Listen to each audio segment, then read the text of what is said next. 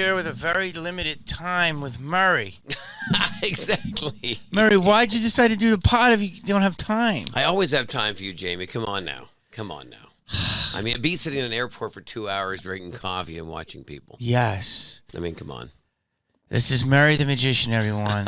A legend, a Vegas legend, a real world legend. I don't know about that. Murray, I know your time's limited, so I'm going to just give a couple things. Sure. So the first time you came into prominence was AGT, correct? Yeah, in that sense, it was, 2010? Yes. And like 22 million people see you. It's a bit of a And change. Did you win? No, I was a semifinalist. I forget who won that year. Oh, I think it was Michael Grimm, the singer, Michael Grimm. Okay. And who's a dear friend of mine now. But, somebody asked me the other day, what's it like being on a reality show? I said, well, back in 2010, there wasn't Instagram. There wasn't TikTok. We weren't allowed to use our social media handles, which was like barely MySpace and Facebook, I think. Mm-hmm. But 22 million people watching a live show back then was pretty phenomenal. Insane. Yeah. So literally overnight, you walked out the door in an airport and people started talking to you. Like they instantly knew you and you had, it's pretty wild. It's like black and white. Yeah, see, I got to know Murray we did the same club in Vegas I've been doing it for the last 6 years. You've probably been doing it since longer. 12, since the open. Since the open. And it's the Laugh Factory in Vegas at the Trop, which just closed. And every day Murray would have the 4 o'clock. That's right. I started at the 7 when they first opened, and then we brought in, Roseanne was in there, Gallagher came into the 7 o'clock spot, and Judy God Snuda, bless him. all of them, yeah. And then I moved to the 4 because it's a great time. There's no competition. You can do a show at 4, be out by 5:30, and then you can either do another corporate or go see a friend's show or hang out or just go home and have dinner. And how much do you miss the Trop? I was there in Vegas when you were away. I was going to hit you up, but you were gone. Yeah. Went back again. Yeah. And Murray, it's so cool. It's sad that the hotel's getting ripped down, but my poster is still up, and it just looks like it's in the middle of the apocalypse. Isn't that wild? I wanted to stay up forever. I know, right? But they're ripping it. We literally left at 12:02. Yeah. No, at 12. At 12:01, they were ripping down the back bungalows. Isn't that wild? It's great. I don't know. I get very emotional. Yeah. Well, they had those tractors and trailers parked there for a month waiting for the hammer to drop. And I had friends who stayed there up until noon the following day before they closed. I think they closed at like 1 o'clock, April 2nd or something. Yeah. And they hung in there right because he wanted to be the last person walking out of the hotel. They had so much more than they ever had. Murray, look right there. What do you got? What am I looking at? Look at the phone. Oh, my God. Oh, you took one? Did you take it out of your room? I stole the phone from the Trop. Good for you. And it has my suite number, which was a great last suite to be in. That's awesome. And I got fined. No, you didn't. Yeah, I got No, you did fined. not. Yeah, Harry's like, I don't think they'll notice. They fucking noticed. People were stealing lights, sconces. Bro, only $100. I got fined $100. I know. That's all right. You can sell it for $200 now. Right now. So you doubled it. But exactly. people took some. I know people that. Oh, yeah.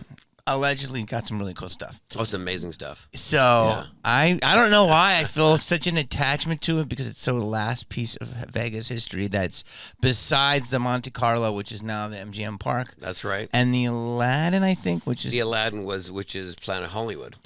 But it's still the original Bones? No, the main theater and stuff in the middle is a little bit of it, but when they wrecked the Aladdin to make it Planet Hollywood, that's pretty close to it. But they kept changing it over the years, as you know. You know what people don't realize is if you look at the MGM Grand, they added 5,000 rooms on. But that used to be called the Marina Bay Hotel. It was a little small motel across from the Trop, because behind that, the Tropicana Golf Course was across the Tropicana. It took both sides of the street up.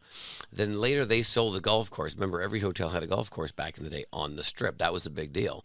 And those golf courses were now turned into other hotels, parking garages. Well, the Marina Bay Hotel, MGM moved from where the MGM used to be, where they had the big fire and Jubilee, and they sold it to Bally's. That's where Bally's used to be on the Strip. So MGM bought the Marina Bay Hotel, this tiny little motel, and did a renovation. Because as long as you keep some of the original, you can do a renovation. Well, the renovation was adding 5,000 hotel rooms. No! And if you look across from where your room was at the Trop, you'll see this little square right behind the brass line on the front of the hotel at Tropicana, Las Vegas. There's a little square. And that little square is the original Marina Bay Hotel. So go back and give it a Google one day. Marina Bay Hotel back in the 60s and 70s. You'll see this little motel like you drive up to with your family in your station wagon. And they added 5,000 rooms. Holy yeah, shit, it was a renovation. The renovation. Dude, I've never heard that. Yeah. You Yeah. are such a wealth of knowledge, but Vegas knowledge. Wait, so it's so funny. When I was just there, they were cleaning that line. I feel like the MGM's got a spring in their step. Yeah. And so you're telling me the original bones are there? Yes. By Hakkasan? That's exactly where it is, right in that area. If you go back and look, when you bring up the picture on your computer tonight, have a look, Google Marina Bay Hotel Las Vegas, and it'll come up in 1960s. You'll see a little motel, like they all were. And then Google the MGM, and you'll see how they dropped basically everything on top of it. But to keep it a renovation, you do have to keep some of the bones of the original hotel you bought. So is that because then it's cheaper?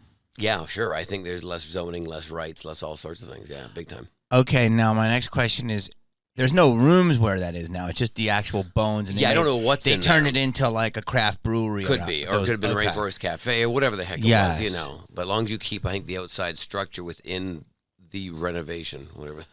So let me ask you this, because you really know this stuff. How long have you been in Vegas? Because you're originally a Canuck. That's right, Vancouver. I've been in Vegas since 2002. I opened at the Frontier Hotel January 26, 2002. 22, you've lived there full time. Yeah, been there 22 years. So I had a place in Summerlin in 04. Yep. Sold it in 07, made money. Good. And then I watched this stuff go down. Mm-hmm. And then it went up. Then it went down again, where there was a point where I could have bought my house back cheaper than what I sold it. Yes. Now, I think Vegas is on its way. It is. More really than it's ever been? Yeah. You selling your house in 2007, you were smart. Yes. 2010 had the big short. You know, yes. The world fell.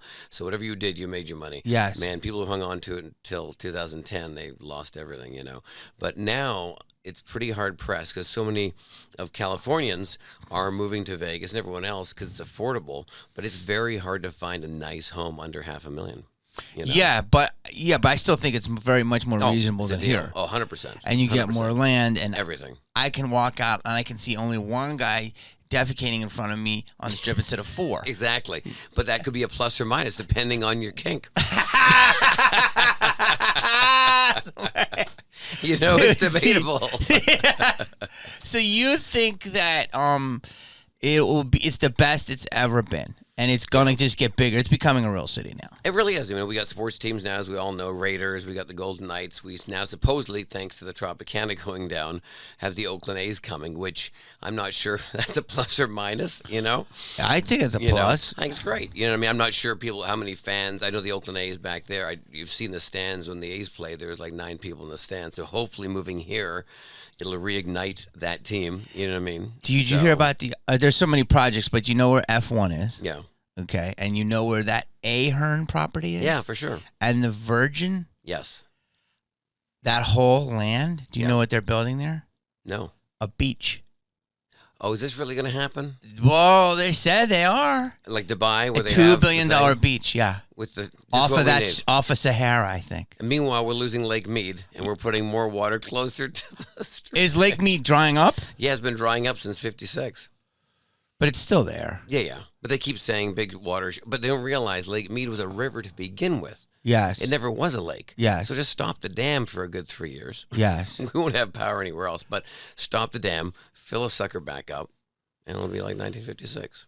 And I want to get into this with you because I could talk to you about a lot of stuff, but I feel a kinship to you because we did close that hotel. You had the best closing show. You were there on my red carpet. Yeah. You came by with Harry. I and the loved gang. it. And it was just everybody. Harry and all the guys.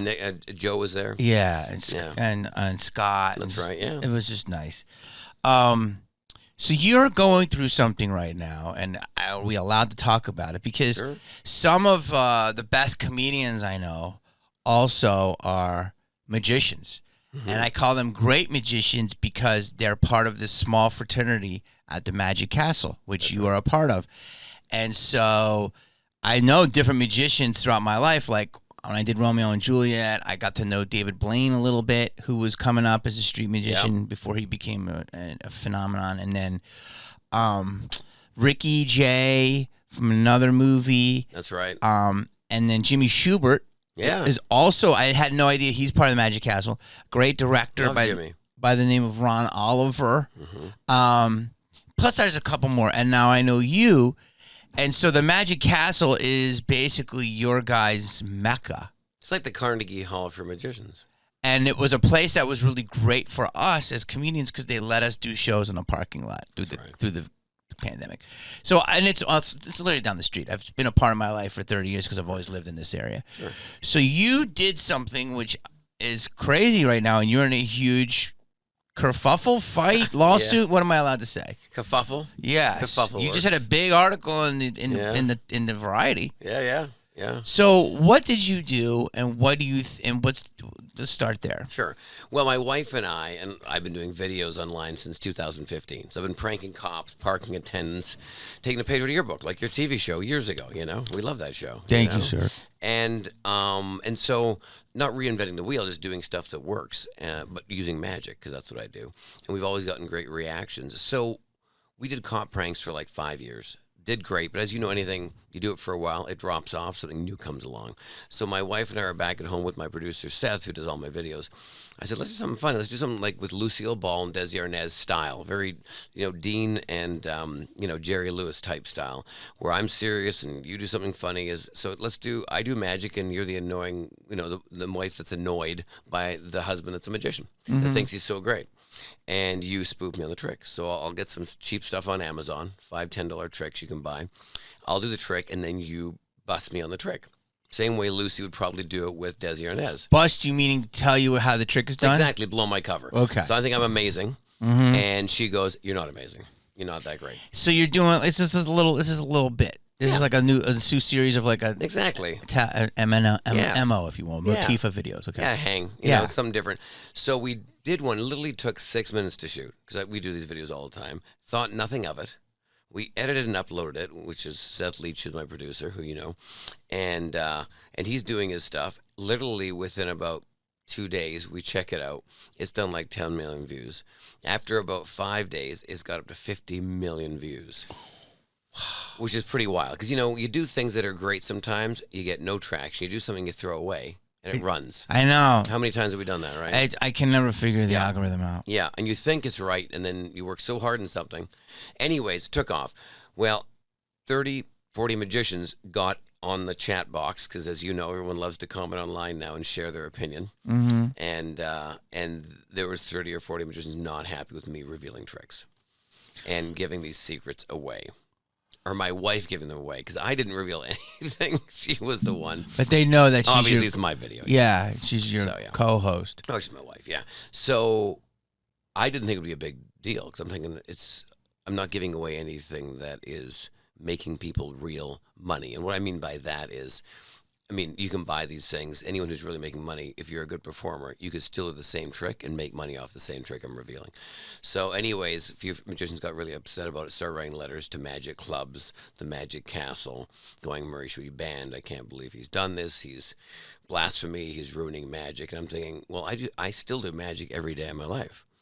I literally walk on stage and perform magic, and I'm revealing stuff. So if it's that harmful, I would be shooting myself in the back. You wouldn't have a career. I wouldn't have a career. Exactly. And I'm somebody that actually works every day, like yourself. No, you work insane. You just literally got off a plane from Sweden. Literally. And you're an animal. So and you love it. I feel love like what I do. I feel like you can't go a day without doing magic. I love it. It's like you walking on stage. Yes. Or you thinking of something creative you got to do. It's your life. Yes. Right? It's you are what you do, right? It feeds us. Yes. Yeah. And I think that's some of the best performers because it's a passion. You do it whether you made a lot of money or not because you just love to do it. Yes. At least I would. Yes. I feel good. Yeah. So that's where it came from. So of course, these magicians wrote letters, and ironically, I've realized most of the magicians writing the letters are ones that have a 9-to-5 job. This is always the thing. So they're not pros. No. And what I mean by pro is they could always argue and say they do a professional show. What I mean by is their lifestyle, driving the Mercedes, driving whatever the hell they drive, that money did not come from doing magic tricks. That came from either owning rental properties, being a real estate agent, owning an insurance company, whatever they do. They are not. How long have you been doing magic? No, that was 7. So what? So you were 43 years. So you're a life. So you're 50. Yeah. Okay. So you're a lifer. Yeah. You're a known entity. You've been blessed on television multiple times. Not to be. I'm not an elitist. I'm not anything. But I do have a problem with people saying they are something, but they're not there yet. Yes. It doesn't mean you don't have the talent or the future in it. Yeah. Or the potential. But I never told people I was an actor. I barely do it now. I was just like I was. But you've acted enough that you go. You're an actor. Like, yeah. You have a resume. You have. Well, I've done enough that people don't ask me anymore. Yeah, of course. But like the first time I did a TV show, did a guest spot on Ellen. This is when she was straight. That's how long ago it was. Way back when she's a librarian. Yes, and people were like, I can't. Why didn't you tell me? I'm like, because don't talk about it, be about it. So. There's a lot of things now on social media where you have to pick a label, and a lot of people pick labels of certain things, and I'm like, you're not there yet. Yeah. To me, if you can be an artist and you can be broke your whole life and be amazing. But if you like you're saying, if you're making a living and you're a hobbyist, yes, then your opinions should be a little more less dramatic. Yes. Well, and I see this a lot where somebody will learn a magic trick, and I've always said this, and I can say it once again, it's because my world. Magic is the only art form you can buy. It's the only art form you can buy. So if I gave a random person that's never been in the business in their life a violin, 7 juggling balls, 7 great jokes, like real storytelling jokes, not knock-knock jokes, but storytelling jokes like you do and all the other guys and girls do. And I got 30 minutes for you to kill, 30 minutes to look impressive. Here's a balance beam. Here's a high bar. Anything. Here's a skateboard. Tony Hawk teaches you 30 minutes of tricks, and I give you a magic trick, 3 or 4 that I know can make you look great. If you just tilt a box or slide a thing right, you're going to look like you're amazing. I'll give all these people 30 minutes to learn violin, ice skating, being a comedian, and all of us play guitar, and then all of a sudden in 30 minutes we'll see who's the most successful and who looks the most magical. And I promise you it'll be a magician because I'll give you 3 tricks that make you look brilliant. Now, look, I can learn a trick that takes me 6 months with sleight of hand, but I can also do another trick that you can't tell the difference whether it's sleight of hand or not because it's a box or something that just slides and opens. So that's the problem with my world of magic as an art form. With comedians, that's why there's so much camaraderie, or guitar players, or you may not like somebody, but you go, God damn, they're still funny. They still know what they're doing. You might look at a violinist or a guitar player and go, he's an asshole. Yeah, but he can still play guitar. He's not faking it, or she's not, So wait, you're saying that it's almost, this is interesting because you're so amazing at it, but you're saying it's an art form that can be, I don't want to say this lightly, a journeyman can pick it up. Sure. Where comedians, you can be a good comedian, but you might not be innate in you. The best ones are innate. Yes. And I always tell, this is why I like sports, because it's measurable. You can hate the player, but if he makes 30 a night, you cannot deny his talent. Of course. But a comedian can be very successful, and people can just say he's not funny. Exactly. Or they're not funny. It's subjective. Yes. So exactly. That's what. So you're telling me, though, that magic is the easiest thing to look good and the easiest thing to pick up? Looking like you have a talent. So, because my example is, and I challenge anybody to prove me wrong, meaning I know I couldn't learn any of those things you just told me in 30 minutes. I couldn't either. Like but a trick, I could show you 4 really cool tricks in the magic shop that you do this and do that, and if you do it this way and slide this and slide that and take the lid off, it's gonna look amazing. Yes. So because magic's about having a secret power and impressing people by a certain sleight of magic trick or whatever, and that's the problem with magicians. And I think there's a lot of jealousy in our world because of the fact that because it can be bought. Like I got a couple of people who are the top surgeons in the world in Orlando. He buys every big illusion trick that he can because he loves it. He has a warehouse full of probably more tricks than David Copperfield. He does 1 show a year because he just loves it. He makes a fortune as a vascular surgeon. Yes. Magic is his hobby. He loves it. Is he good at it? Not at all. He does 1 show a year, but he still does that show. Yes. And he has these amazing props that are $10,000 to $15,000 a piece because he can afford to buy them and stick a girl in it. And if he pushes the button and puts a blade here, it's going to look great. Now, is he going to be that great? No. No, but it's his hobbyist. Exactly. He's playing dress up. It's like the guy, Exactly. the tech guys that made $1 billion and they have a band. That's right. Exactly. So, and there's nothing wrong with that. Not at all. So you're saying, pull that down so people see your face. Sure. So you're telling me that a bunch of people, not that guy, got together and basically said, Murray is what? You are Judas Iscariot? What are you doing? You're a turncoat? Yeah, they're saying, hey, look, you're just looking for money, for views, for exposure. I'm like, well, you can say about anything. Why do people go on the Tonight Show with Johnny Carson? That's one of my favorite books here. That was a dream of every comedian, because back in the day, when you went on that show, you had a career for 5 years at least. Clubs booked you, TV shows looked at you. You weren't going on it because you wanted to sit at a desk and have coffee with the guy. You went on it because that was a milestone. Two things. You're obviously good at what you did if you're on that show. And second of all, it could really benefit your career. It could be life-changing, you know. Why are we doing videos? Well, we're doing videos to sell tickets when we go do comedy clubs or theaters. Yes, is there monetization? Of course there is. There's always been money in advertising. Advertising will never not make money. That's what still makes the world go around. You know what I mean? If it didn't, Super Bowl would give away ads for free. You know, and it's probably the highest, ad revenue ever in the world for that, 3 hours. So you can argue all this stuff, but yeah, at the end of the day, I think long as it's within your brand, like for me, what I'm doing is within my brand. So it's not like I decide to quit magic, become an accountant, hate magic, and go, you guys are a bunch of, and then all of a sudden make these videos that knock the business down. I'm enhancing it because I love what I do. I'm having fun. Plus, it's my wife. You know what I mean? She's cute. So you're so articulate when you discuss this. So you're saying anyone could go on and buy these tricks. Correct. 100%. And you're going to know how to do them. 100%. Now, obviously, though, some of the biggest tricks in the world, you cannot do that. Well, no, it's going to be impossible. You need the money, the time, the lighting, the crew. So you're saying this is the equivalent of buying a joke book. Yes. So what we call in our biz is street jokes. Yeah, one-liners, gags, whatever. Where you can buy a joke of 101 jokes. Exactly. So you're saying you got 101 tricks. That's right. And like a magic kit. So it's like me telling those jokes out of a book, you telling that. Exactly. But now you're facing real consequences. Yeah. Isn't that wild? Because you're a blessed a magician by the Academy and by everyone else. Now, is everyone writing letters? Are they blessed by the Academy?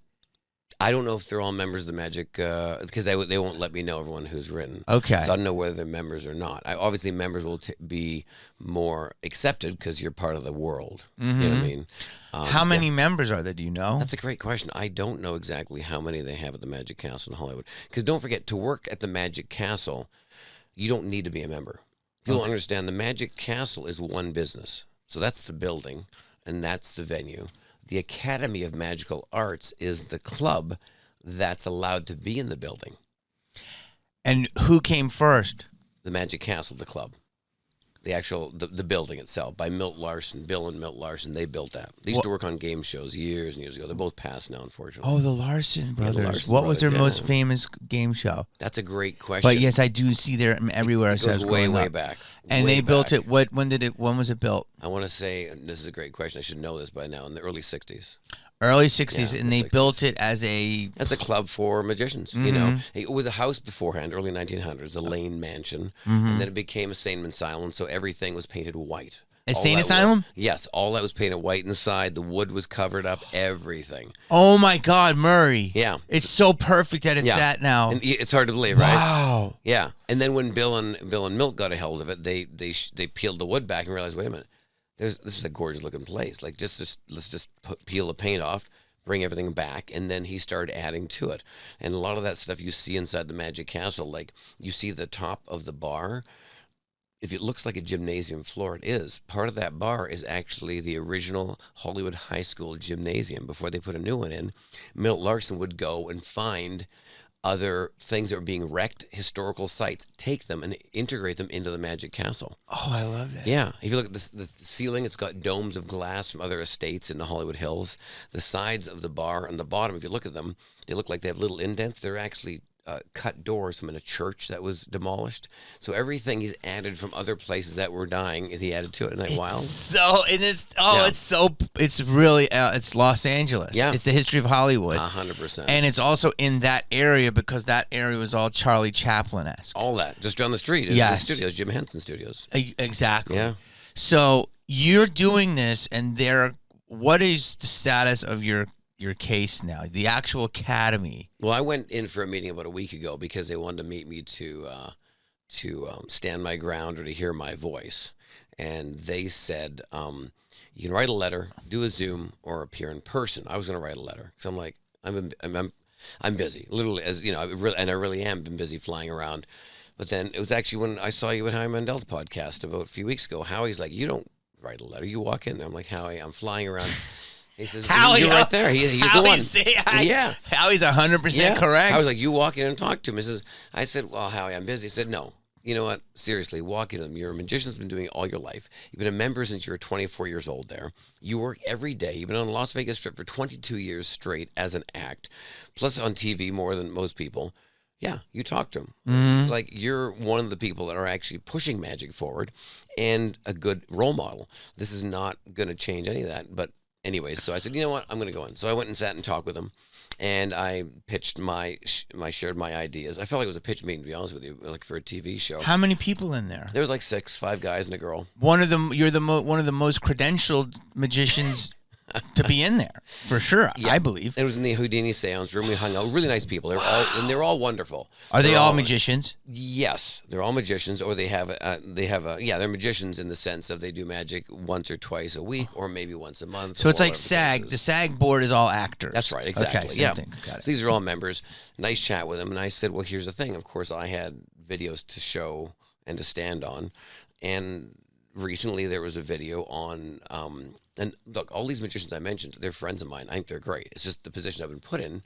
I said, here's a bunch of magicians sharing magic secrets that are praised here at the Magic Castle. I said, second of all, we're in the Houdini seance room, which is something they rent out 3 times a night. And you can sit there, eat dinner, and then the wall starts moving, lights start talking to you. It's a seance room. It's got all Houdini artifacts in there. Well, Houdini back in the old days, in the early 1920s, he would debunk spiritualist, mind readers. Tons of stuff. He would go in there and do that. So he'd ruin somebody else's show saying that they had a power. Well, that's like me walking in to do a magic show going, you don't have power, that's a string. Or that's a rabbit under the box. Yes. So then he also wrote a book called The Unmasking of Robert Houdin, which was his mentor, because his mentor didn't want much about him. So he got so angry, he wrote a book unmasking his mentor. So here's a guy that we put on a pedestal that back in the early 1920s, he probably wouldn't have been liked if he would have been doing this. Mm-hmm. Then there's Penn and Teller, who I love those guys, but they've been reeling tricks all their lives. That's kind of their angle with a twist. And then most recently was Ed Alonzo, who's a very dear friend of mine, great magician.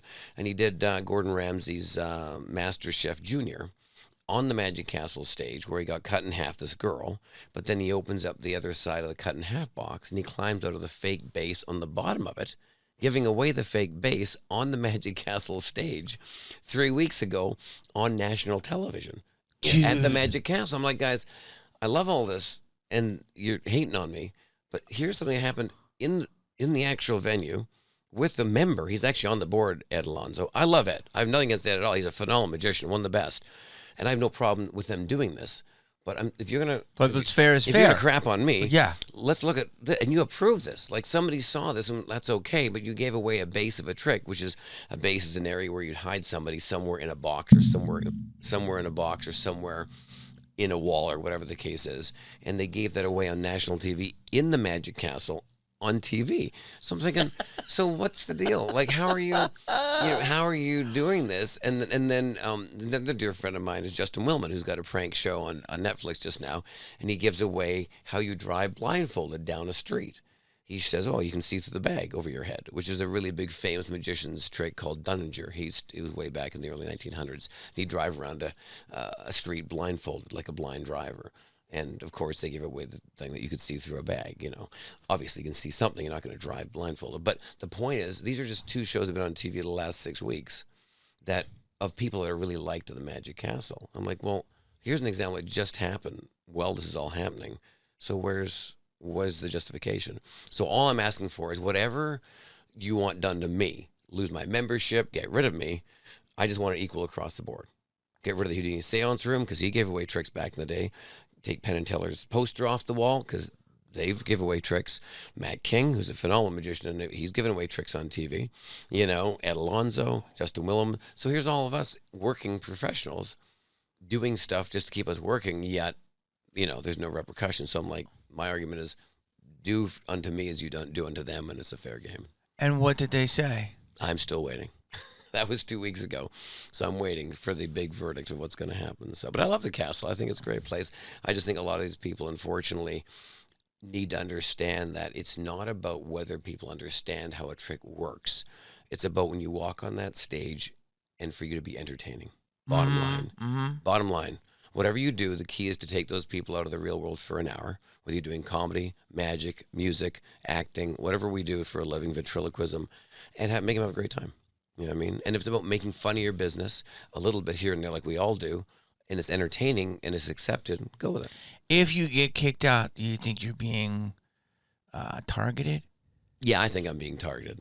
For why? I don't know. I think I'm being targeted because to some people, they don't find me funny. I'm weird looking. You're a magician. Of course, it's part of the package. You're having it I know. fun. You're playing a character. Yeah. But I think, in the business, there's a love and hate thing. Like I always said, if I was a birthday party magician in Barstow, California. You'd be killing it. Exactly. You'd be on the board of Barstow. Exactly. I would be the Chamber of Commerce. And if I put up a video there, I'd probably get 10 views and no one would really care. It's just the way it is, I hope you don't get kicked out. Me neither. But that's amazing. You have so many facts that you come with. It's wild, isn't it? Did they argue with you? Did they even say you're making a lot of sense? Well, yeah. Well, they asked me and said, well, what, they asked me two things is, are you, do you still want to be a member here? I said, well, of course I do. I wouldn't be sitting in front of you if I didn't want to be. I said, but if I'm not a member or I am a member, I'm still going to be doing magic every night. I'm going to be flying out tomorrow and still doing my show in Lake Tahoe if I'm not a member at the Magic Castle. I'm still going to be flying to Australia and being a magician named Murray if I'm not a member. It doesn't define me. It's just a cool thing. It's a nice thing to do and hang. I've been a member for years.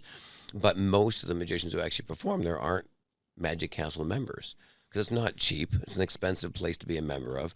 And also, if you're not living in LA to use your membership and you're living across the states or anywhere else, you can't really enjoy the benefits of it except basically give free passes away, to guests who'd like to come see it, which is a nice little bonus, But if you're a member, you kind of want to use it if you can, There was the guy on Fox that had the show. Yes, the Masked Magician. And was he a member? I think he might have been. I don't know. That was Val Valentino. Val Valentino, yes. Yeah. Is he excommunicated? Yeah, for sure. Is there any reason why he did all that?